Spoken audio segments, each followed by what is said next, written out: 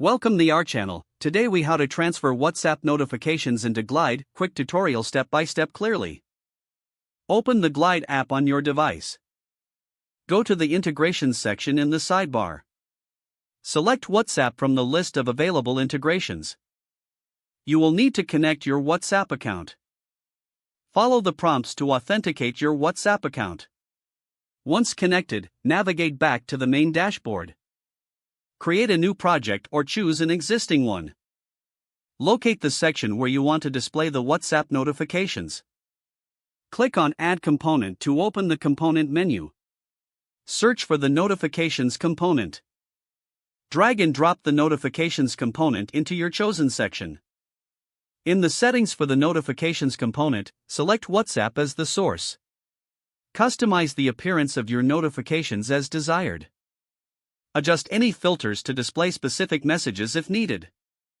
Save your changes to make sure everything is configured properly. Preview your project to ensure the notifications are displaying correctly.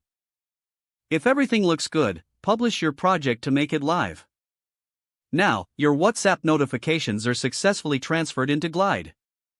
Enjoy managing your notifications seamlessly from within your app.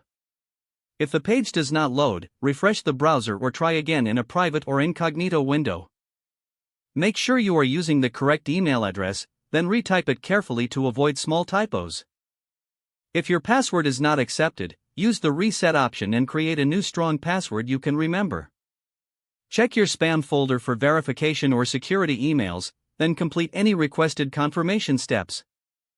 Enable two-factor authentication if available to improve account security and reduce unauthorized access risk.